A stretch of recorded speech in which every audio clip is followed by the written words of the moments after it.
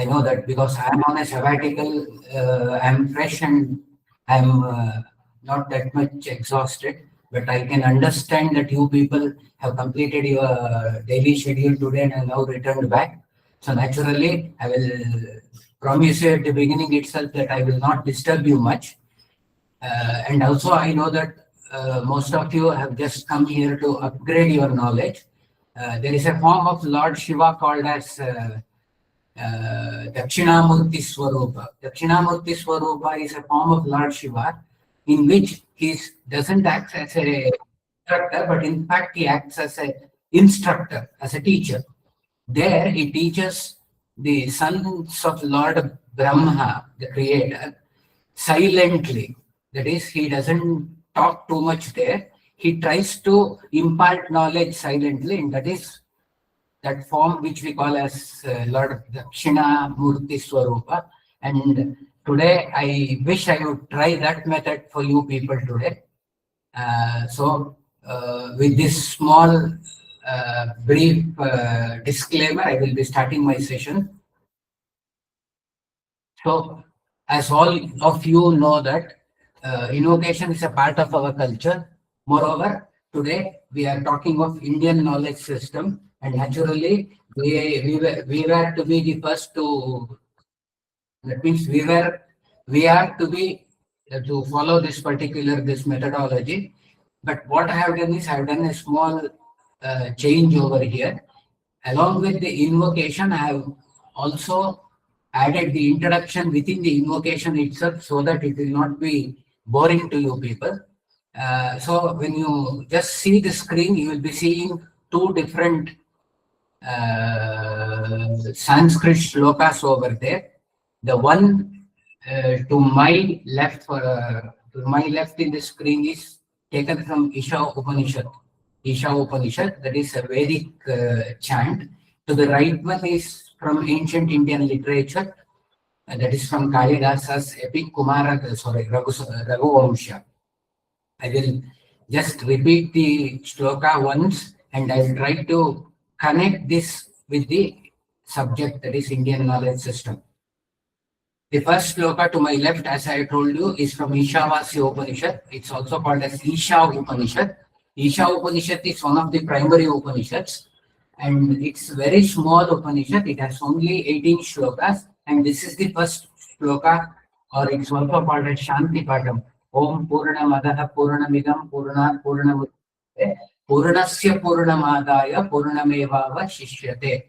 That is, Purna means should be understood as completeness. It should not be understood as zeros. In some text and in some cases it is understood as zero, but it's not zero. It should be understood as completeness. It is the completeness of Atman and divine. That is, and you may call it as Brahman, you may call it as Antariksha. That is left to you. It is Purna, is completeness of both of these people. That is, there is no much difference between Atman and the Brahman, and quite naturally, this is what Shankaracharya later on said in his Advaita philosophy. So, this recited to call upon the higher power to help us, to guide us, to bless us. So, this is one of the important invocation that is used. I will try to connect this invocation with the subject, that is in the Indian knowledge system, in a later part. Now coming on to the right side, that is on Kalidasa's Raghuvamsha. Most of you know this one and most of you also know the meaning also. Vagartha Viva Samprutta Vagartha Pratipattaye Jagata Pitaro Vande Parvati Parameshwaro. I go to the Lord.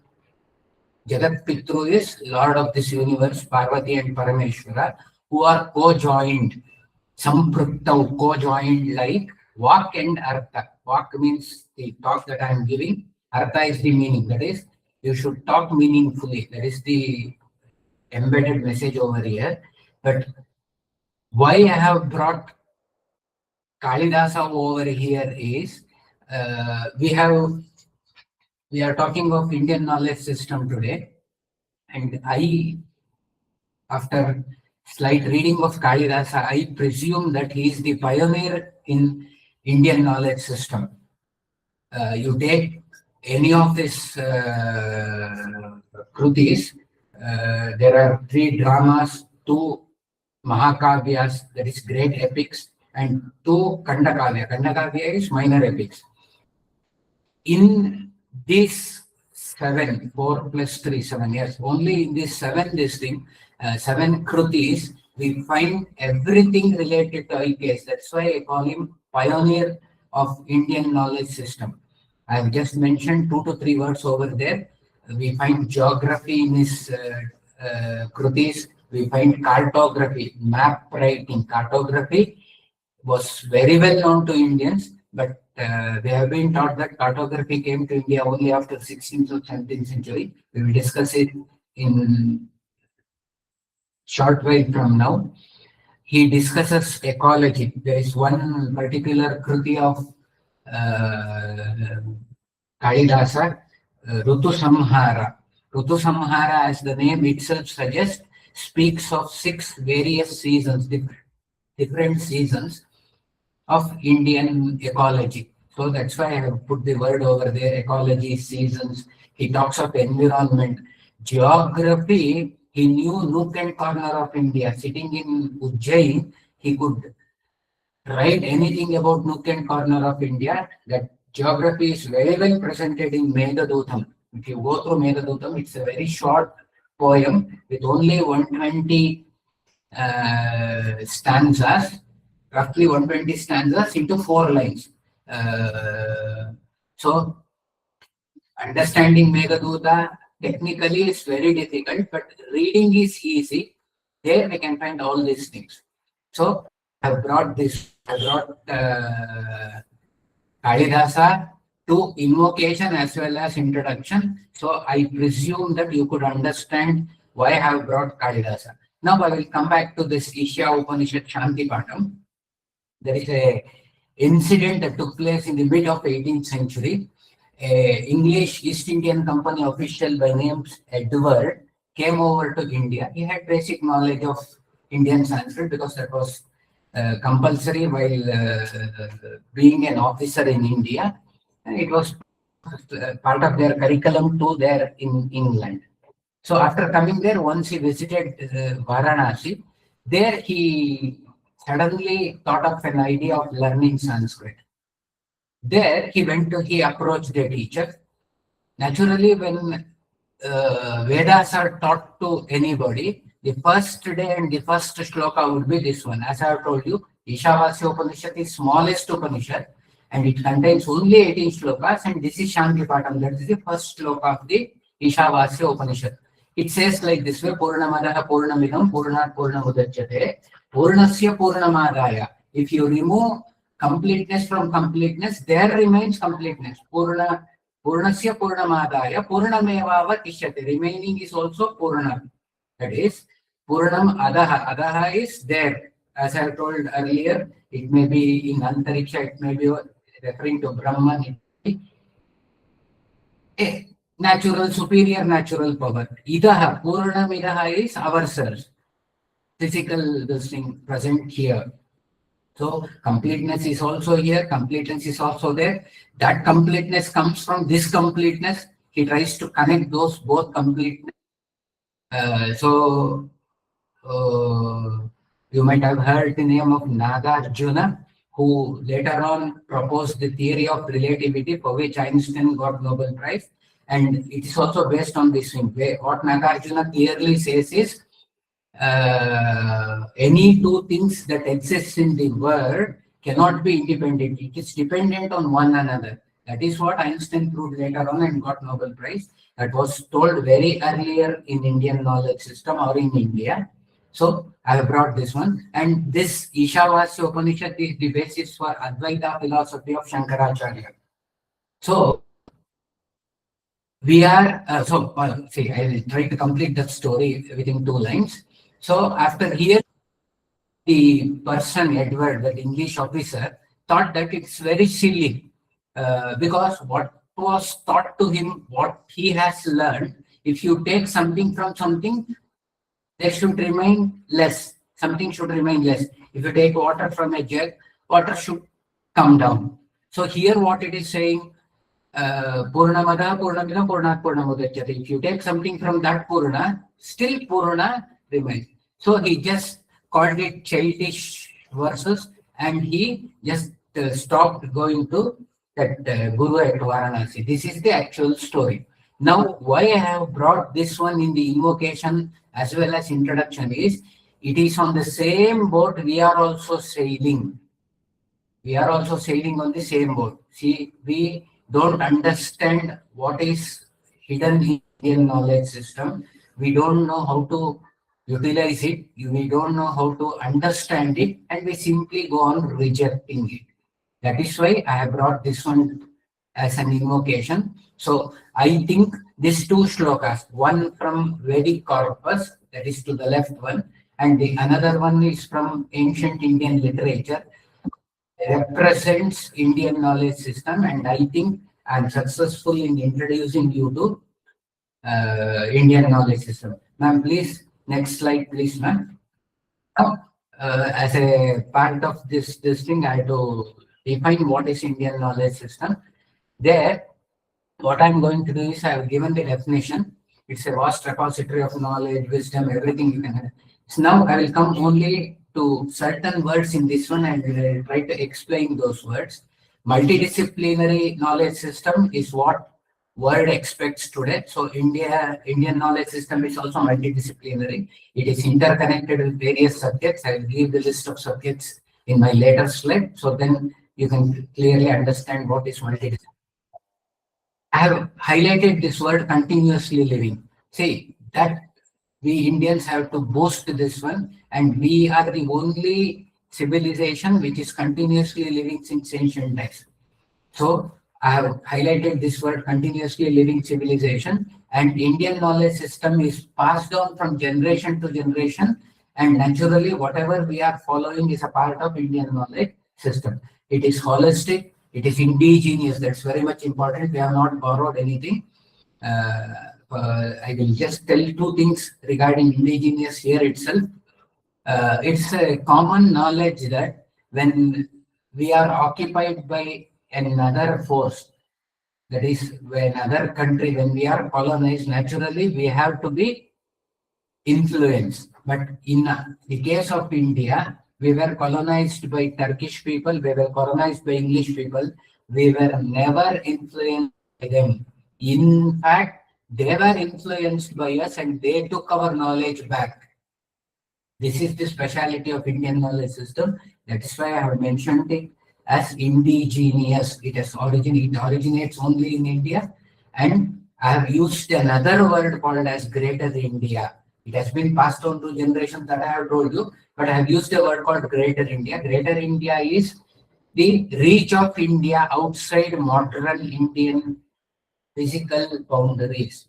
Mostly consists of Far East Asian countries. I can give you the example of Indonesia, Java, Bali, Sumatra, Malaysia, Jakarta, sorry, not Jakarta, it is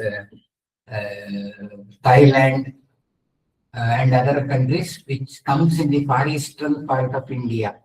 Though now they follow different religion, now they follow different religion, but still they have Indian culture in their mind and they follow it. The best example is Indonesia, where 90% population is Muslims, but they still follow Indian culture. That everybody may have gone through it and read through it. That's why I've used this word called as Greater India. And this is one of the oldest tradition, and the subjects covered here is philosophy, science, medicine, and other things. See, the second part of what is IKS is, I have mentioned the scientific method, because this is the necessity of modern day. IKS is totally rejected because the opponents of IKS say that it is not scientific. Their methods, the criteria for generating, validating something in IKS is not scientific. But I will tell you that India had this system very early. I have mentioned three names over there: Pratyaksha, Pramana, and Purva Paksha. Pratyaksha is acquiring knowledge directly through senses. Only there is observation. That is what modern science say. You observe something. So Pratyaksha we had acquiring direct knowledge through senses. Pramana we had to attain valid knowledge to inception. That is inference. Try to analyze it and then infer something. That is Pramana. Pratyaksha Pramana are definitely scientific, and Purva Paksha.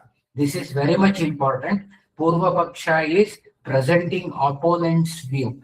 This was made famous by Shankaracharya when he defeated not only people from other religion but different sects of Hinduism itself. The best example can be had, we can have here is that of Mandana Mishra. When he went to Mahishmati, he used Purva Paksha. There was no much difference between what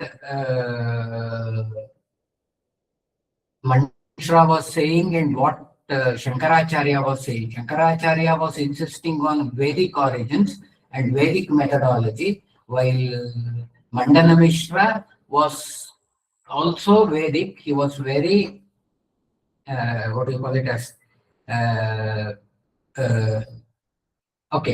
instead of using that word, what I will do is he was much interested in present life. That is, he accepted karma theory, and he used to say that only karma that is done in this world will decide my future. So Shankaracharya went over there, had Purva Paksha with him. He presented his view first, that is opponent's view. Then he criticized his view and he could win over him. And he became Sureshwaracharya, the first Shishya of Shankaracharya. So this is definitely, I've mentioned three things here: Pratyaksha, Pramana, and Purva Paksha. Definitely, Indian knowledge system has scientific basis for it. It has scientific inference for it. But the only problem is West is not accepting it. So that's why I try to at least convince you people so that we can understand it. Next slide, ma'am, please. So where does this IKS originate? The bedrock is Vedas. From Vedas, Vedanta comes. These are also called as darshanas.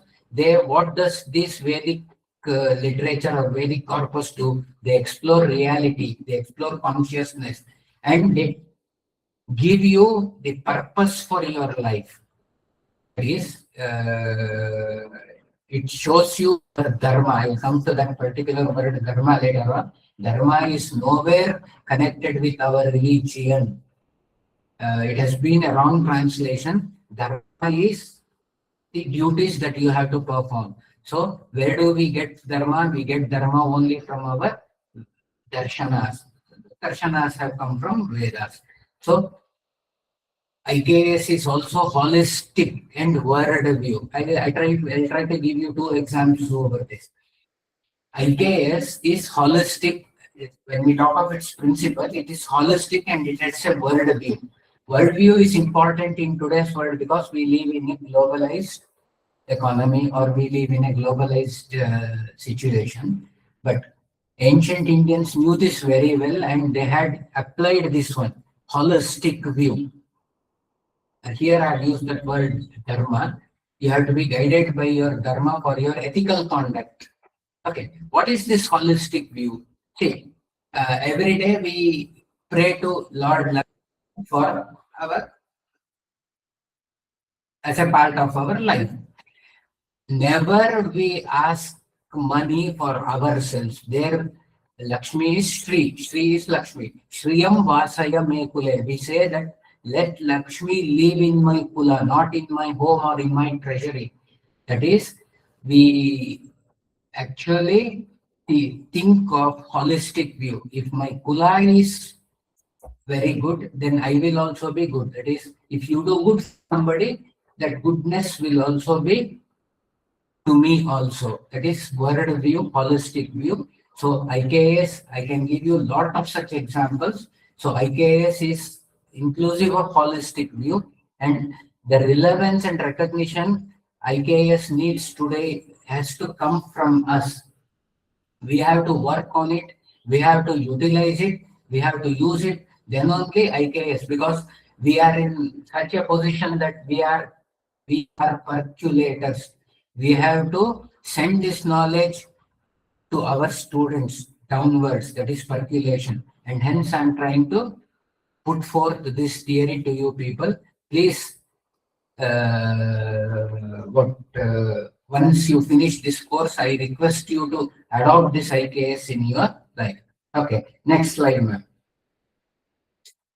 So IKS, then after giving a brief introduction and after all these things, one question should have come to our mind. Then why IKS is not that much used today, or why IKS is not that much famous? This is because of the structural challenges that IKS has faced all these days. Institutional neglect is the first structural challenge. IKS includes Ayurveda, yoga, traditional agriculture. When we talk of agriculture, see, the dualism of Westerners can be clearly understood here. They say that they propagate Aryan invasion theory, and they say that only Indians did agriculture after the arrival of Aryans. Okay. For a moment, let us assume that it is true. But the same Westerners say that Rigveda, Vedic literature, that too Rigveda is the first written document of the world which predates this Aryan invasion. That has been accepted even by Europeans and Americans. Okay. Now, when we talk of agriculture over here, Rigveda has lot of references to agriculture. It refers to not only implements, it also refers to Krishna. Krishna is Kabina, sorry. Krishna is nothing but this one, what do you call it as? Iron, copper. All the metals are mentioned here. Mention of many food particles. Godumaschame, Godum in Chamaka Prashna, we come over the word Goduma. Goduma is wheat, Masura is a dal. So all these things are found. See, we will try to understand one thing very clearly. If those things were not available, it would have not taken a place in our ancient literature. So this institutional neglect, which was the product of these Europeans, continued even after independence. But luckily, just a minute, sorry. But luckily, nowadays we are free. Luckily, nowadays, this institutional neglect is being changed. The central government is trying to provide much support for this one. Similarly, pertaining to the knowledge of IKS, that is the second point that I have mentioned here, the academic and policy frameworks have been worked out. Earlier, we were entirely dependent on Western paradigms, and naturally we neglected Indian knowledge system. Now that Western paradigms is gradually changing, and it has been replaced by IKS. Similarly, the colonial legacy. I will talk of colonial legacy, that is the West influence of Westerners over the study of IKS in my next slide. So, gradually the public consciousness is also shifting. That is the urgent need. That is what my request to you people, which I did in my previous slide also. There is an urgent need for us to percolate these ideas for our future generation. Similarly, IKS requires recognition, and nowadays policies have been brought with regards to this one, and gradually IKS is being recognized everywhere. So after studying the structural challenges, we have to keep one thing in our mind, that let us be scientific. Okay, IKS belongs to us. In history, we teach this one. The first basic principle in history is truth. The second basic principle in history is proof. So we will apply the same thing even to IKS also. We will not bias, because we, being an Indians, we should not bias that whatever is found in India, whatever is found in IKS is good. Let us be scientific, as our ancient did, like Pratyaksha, Pramana, Purva Paksha. Let us even apply modern paradigms also, and then we analyze IKS and then we propagate. This is what my request to you people. Next slide, please, man. Okay, this is distorted histories and hierarchies have been mentioned here. As I have told you, India was rather many tribal people starting during the period of Ashoka, many tribal people invaded, but later on they were followed by Romans and uh, Latins and Greek people. They were civilized, they were not uncivilized. So we did not actually face any problem. We learned their knowledge, we shared our knowledge with them, and so naturally that did not affect our Indian knowledge system up to 10th century. Only with the arrival of Turkish people, I've given the example of Al-Biruni there. He came to India with Ghazni Muhammad during 11th century. Okay, Al-Biruni is a very big knowledgeable person. He's a very good historian. He used historical methods like interview to extract Indian history. But the major problem with him was he was preconceived with India, and he did not know the culture of India, and he did not know the language of India. Naturally, he had a negative feeling over India. He criticized Indians for deficiency in historical curiosity. What actually Al-Biruni has written is, whenever you ask history with Indians, they start storytelling. He did not understand that storytelling was a pedagogy in Indian system. Recently, I read a news that in one university in America, I'll try to name it, it is opened in Florida, Hindu University of America. The main pedagogy over there is storytelling, and they teach only IKS over there. When modern America could accept this system, why can't we? That is my question. Al-Biruni was not proficient with Indian language, he was not proficient with Indian pedagogy, and he criticized it. Let us leave Al-Biruni there itself, we will try to go forward. Okay, that was the same problem. So, with the Turkish invasion, we had problem for IKS, history was distorted. The same thing continued even during English invasion. They had their own mindset. They were taught in their framework, and their main aim was to promote East India Company, and the company policies were hindering them. So when William Jones translated, I have written that he created institutionalist frameworks. That is, he propagated some theories. I have mentioned those theories also later on in my next slide. One is constitutional monarchy, another one is, I'll try to explain it within a minute. Okay, what did William Jones do? William Jones translated Shakuntalam, Abhignana Shakuntalam, the best drama of Kalidasa, to English. See, the first basic thing that we have to analyze is he could not find a synonym for the word Abhignana. Abhignana is recovering a lost knowledge. See, we had been using the word since 20 centuries. By the time of 18th century, we had been using that word for more than 20 centuries. But a language like English or maybe Latin, maybe Greek, any European language did not have the word for a synonymous word for this Abhignana. Abhignana, as I have told you, recovering knowledge. That is the main idea in that Kuntala's drama, that Dushyanta could recover the knowledge of Shakuntala only after seeing the ring. Okay, let it may be a story, but what is hidden message over there?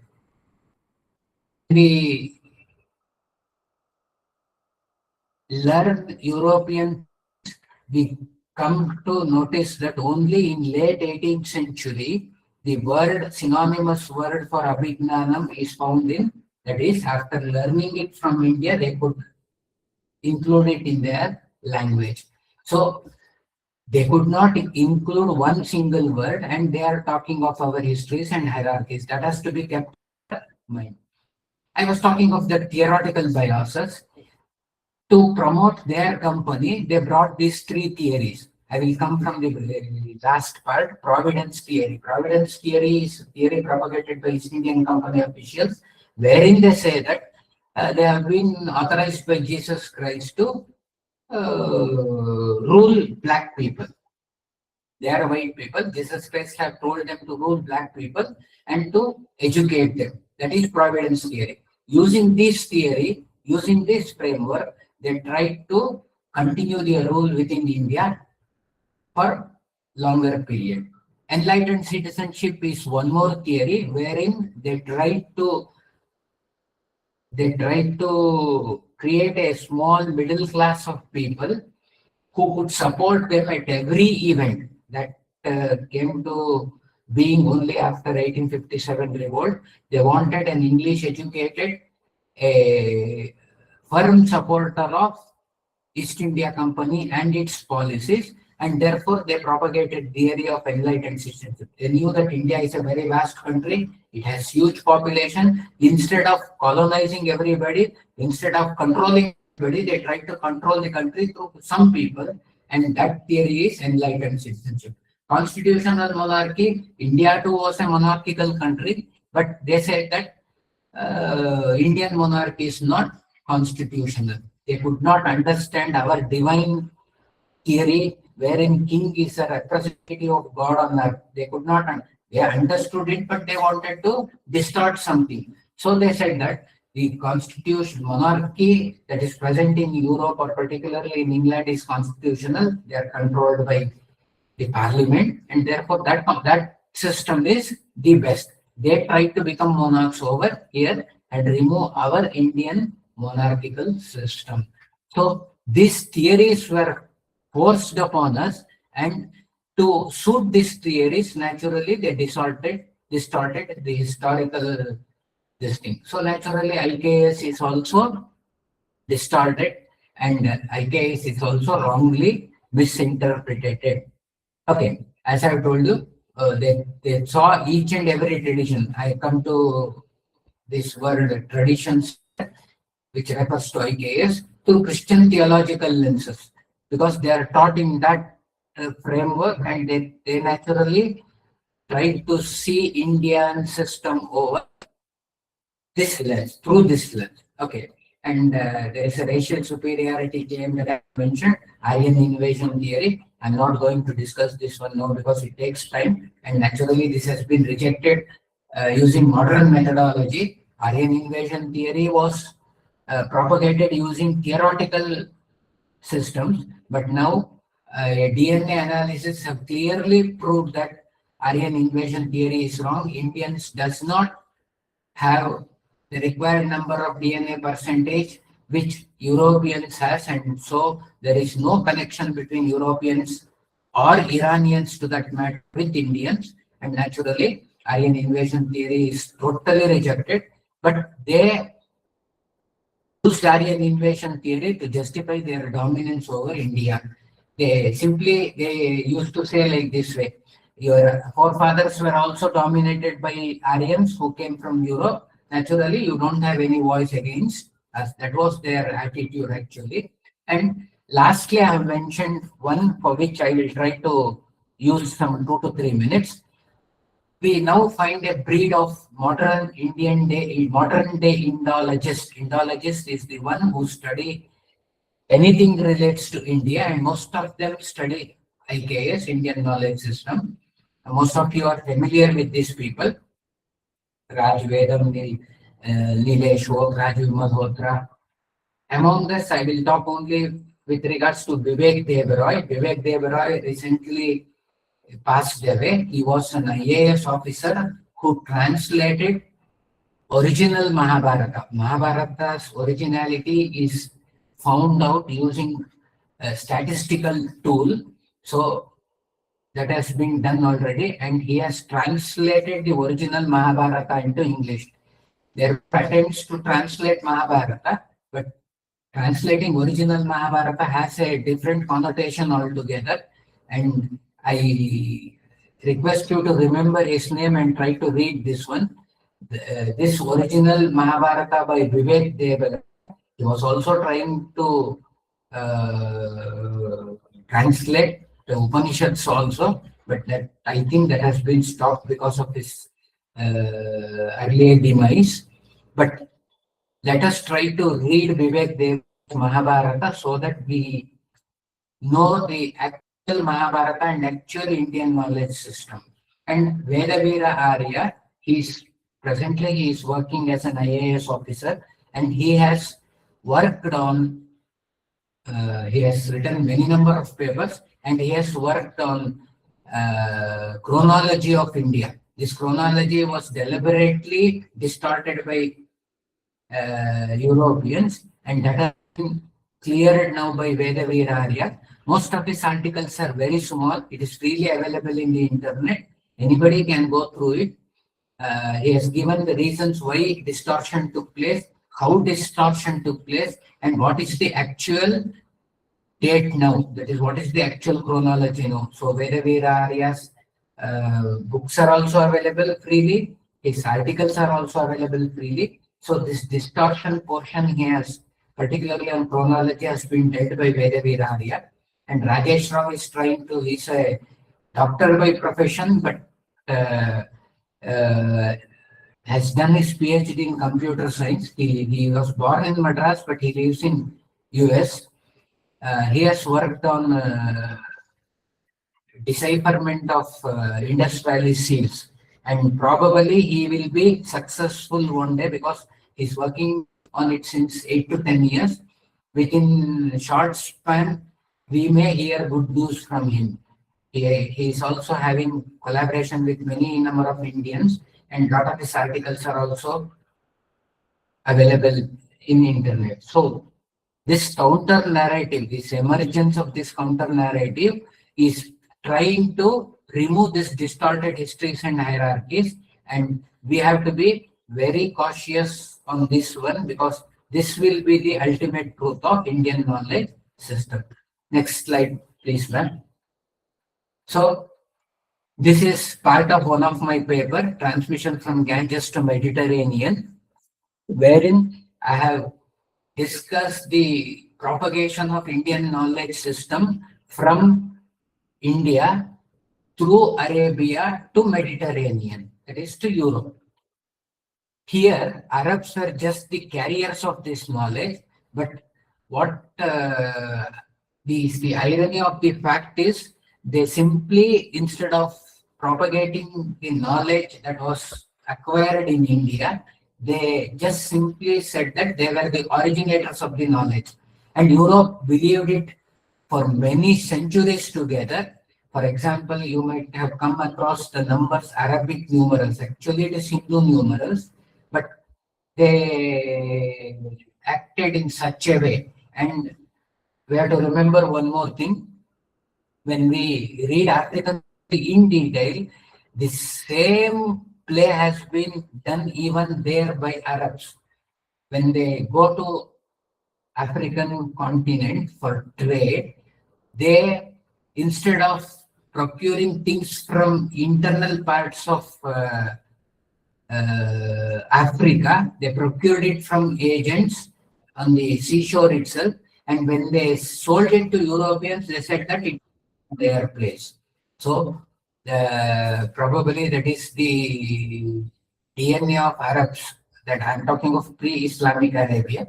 That may be the DNA of pre-Islamic Arabic people, and they have done this mischief not only in India, they have done it in Europe also. So that has to be challenged now. It is being challenged, and many number of applications have come out. Here, what I have done is pre-Islamic Arabia up to 6th century AD was dependent on India for everything. I have given the best example in my paper. There, when they came to India, they knew every nook and corner of India.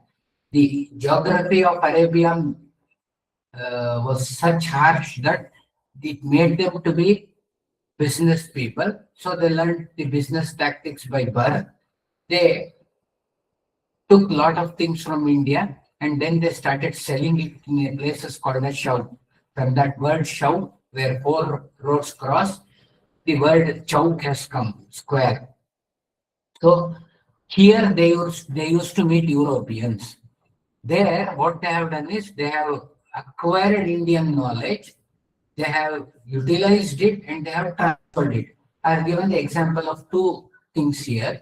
See, one word which we found in English dictionary, which we find even today in English dictionary, is sugar.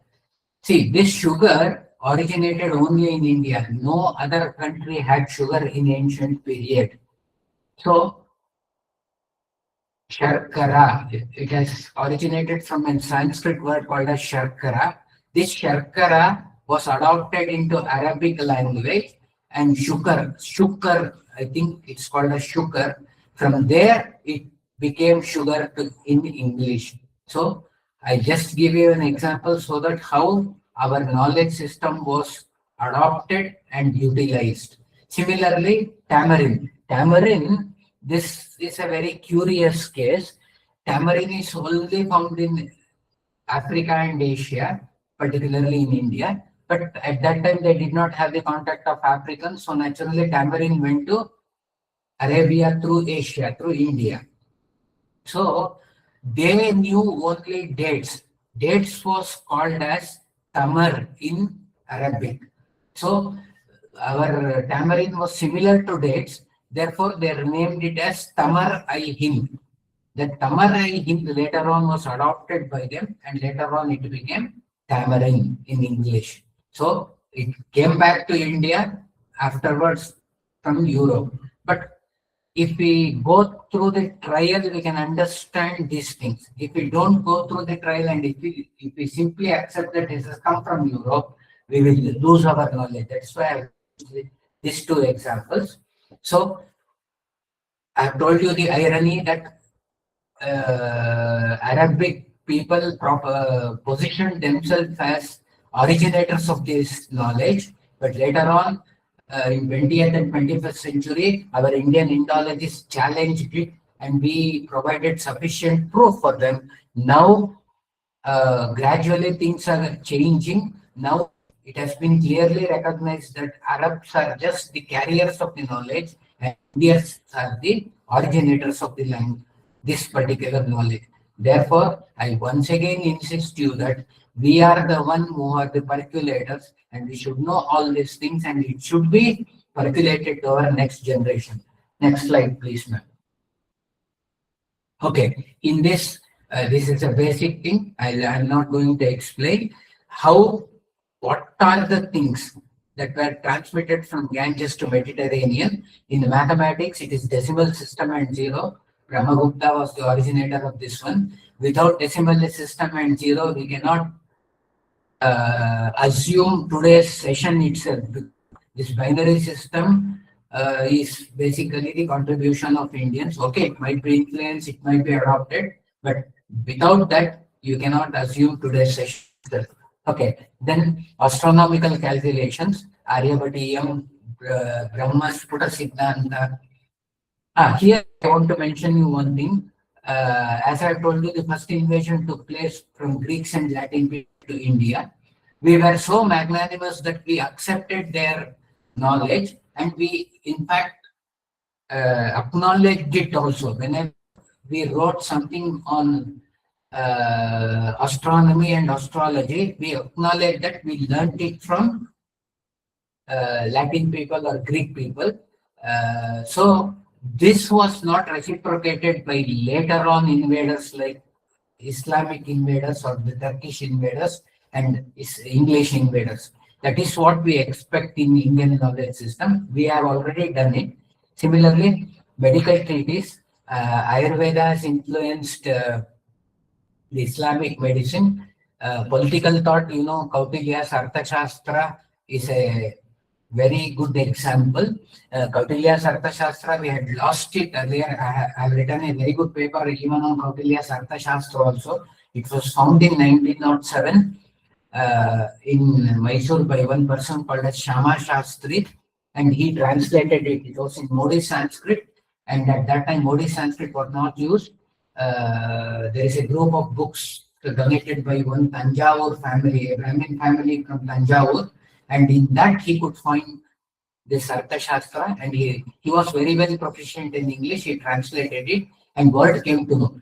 Indians knew that we had Kautilya's Arthashastra. Arthashastra was written by Kautilya, and what is the contents of Kautilya's Arthashastra, but the original text was not found.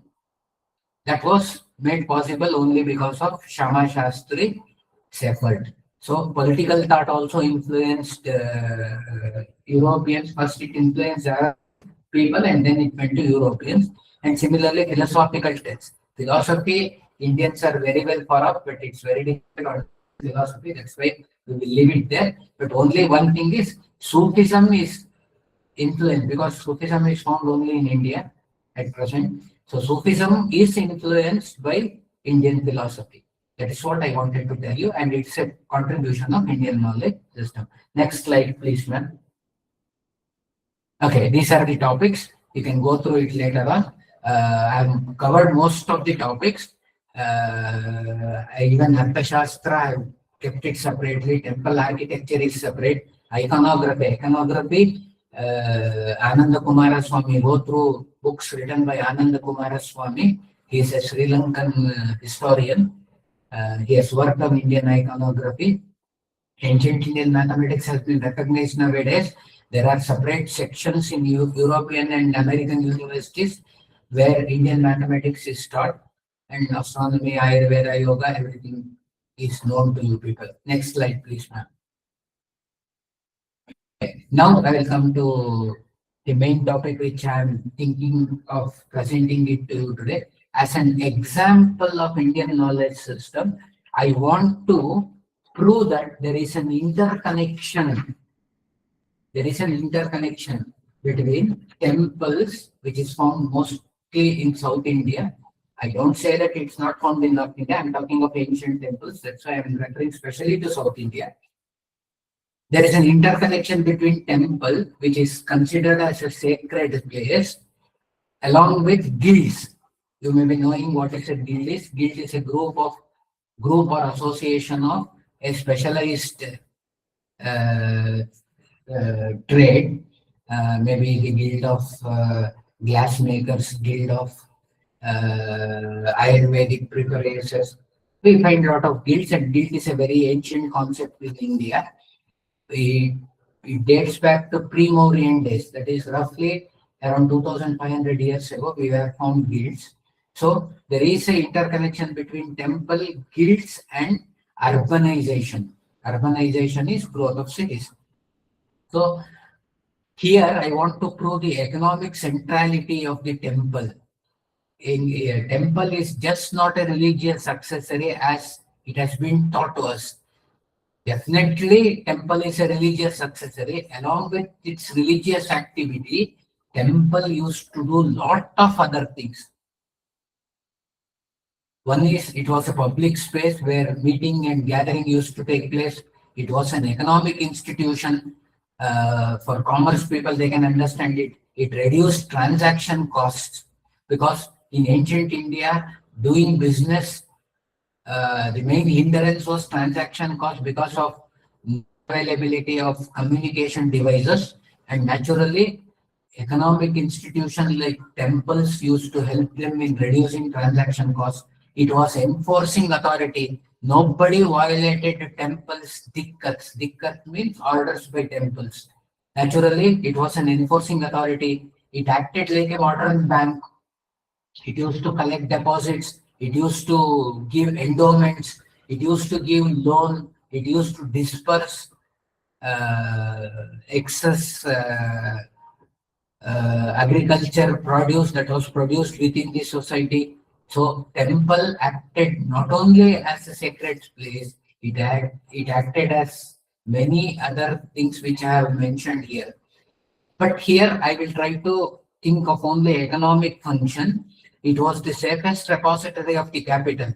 That is, it used to hold capital and it used to provide capital to merchants.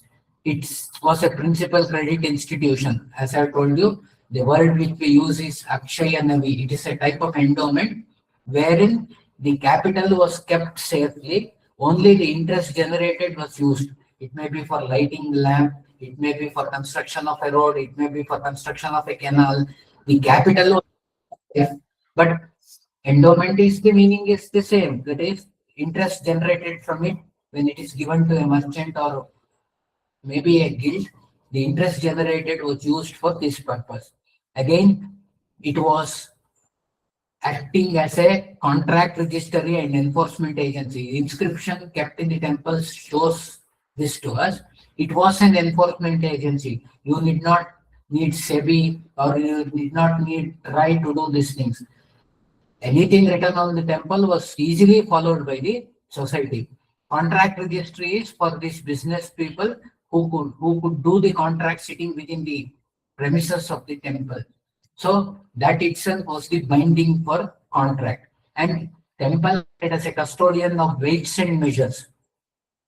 Weights and measures might be misused if it is kept outside. Therefore, it was kept in temple. So every weights and measure was borrowed from the temple, used it in the premises and was given back, and naturally there was no misuse of weights and measures, and that economic activities also was performed within the temple, and it was the largest consumer. Temple was the largest consumer and the largest employer. Whenever we speak of temple, when we say that it is a consumer, naturally a trader used to be in and around temple. Please go to the next slide. Because of this, the growth of nagarams. Nagaram is nothing but a trading hub. From that word itself, we find the word nagaram today, nagara. That word has come from there only. So, temple directly contributed for the growth of trade. Okay, wealth was accumulated within the temple. It received lot of grants, land grants particularly. We find two different types of land grants. Devadana, that is land given to king, land given by kings and other aristocratic people to God. So, what is the use of Devadana? The income generated from such a land was invested in the temple, was given back to the temple. So, there is one more political angle over here.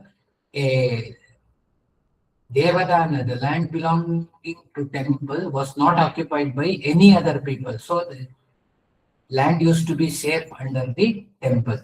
Brahmadeya is the land given to Brahmins. Again, there is a distortion here. Brahmadeya is land given to Brahmins, particularly Agraharas. Already, these Brahmins are in one or the other position. Either he is a guru or he is in administrative service.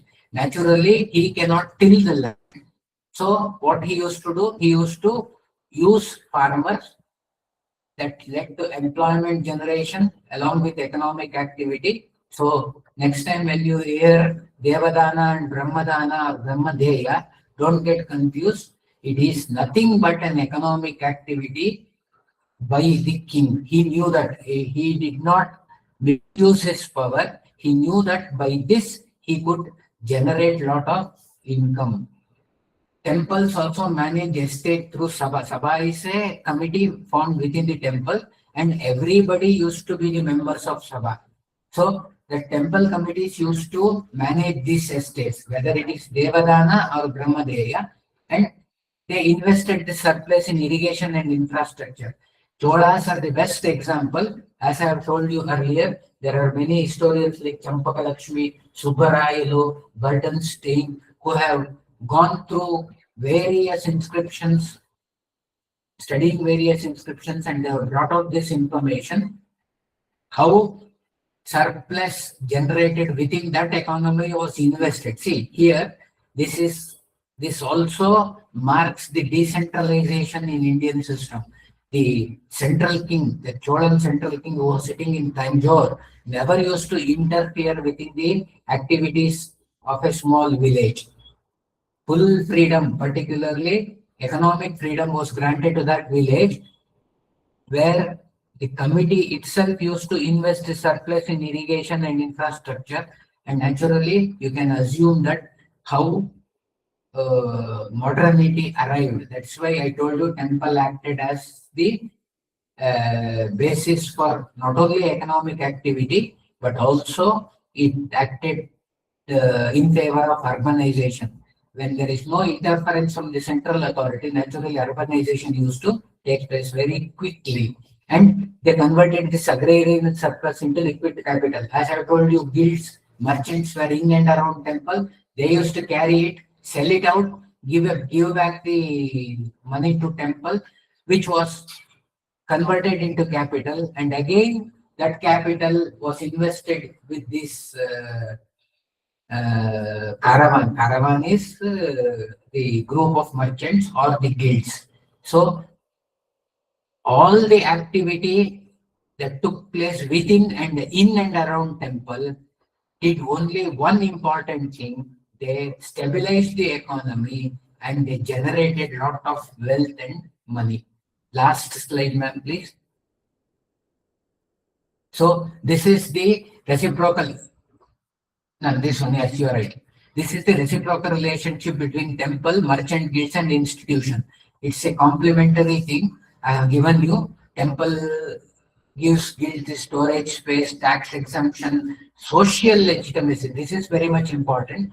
See, again, this is a distortion. Temple is only managed by Brahmins. Temple is only for Brahmins. See, in case of Tamil Nadu, it's very clear that all the temples during Cholas and Pandavas were in the control of dominant peasant groups. I can name the group also. They were Vellalas, they were Marvans, they were Kallars. All these are present peasant groups. They were very dominant and they managed the temple and not Brahmins. Keep this in your mind.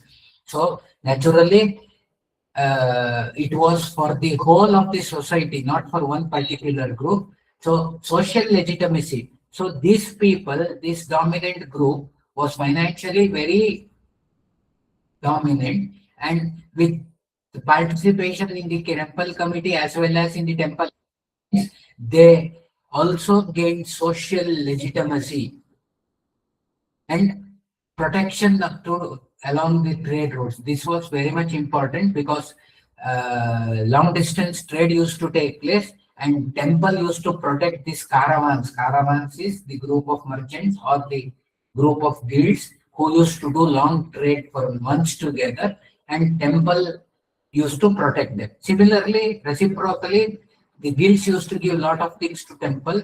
Gold was one thing, commodity was the another thing, because the commodity that was generated was sold and it was converted into gold. That is liquidation. Monetization took place because of guilds. Temple cannot go and sell things outside. Monetization took place because of guilds. Long distance luxury goods. Many things were available only in India, which was required for daily usage in the temple, and that was brought by guilds to these temples and was provided. And endowments in the land funds, I gave the example in my previous slide, that endowments were kept by guilds in the temple so that temple could be run easily. Next and last slide, please. So from temple to town, that's what I'm talking of urbanization, the birth of Nagaram. This is how independent city-states, we may call it as city-state, but city-state has a larger connotation. City-state is self-sufficient states. The city itself acted as a state because it was ruling for itself. It had the control of the economy. It was doing trade. So it was called as Nagaram in our ancient period. That temple was the main cause of birth of Nagaram, that is urbanization. So it protected artisans, it created artisans clusters. So temple, as we think from at least from today onwards, we will try to change our perception on temples.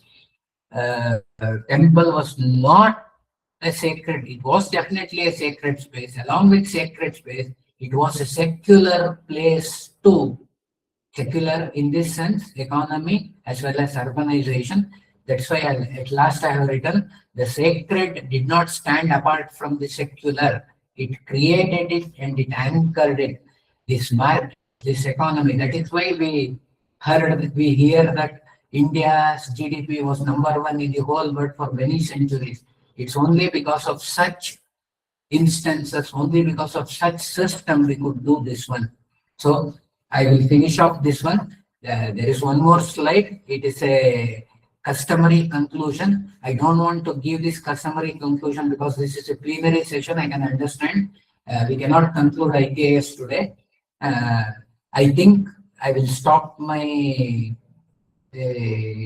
presentation now and I will be open for discussion. I think that I have been able to at least put something particularly economic aspect as well as distortion in your mind. I expect volume of questions from you and I am ready.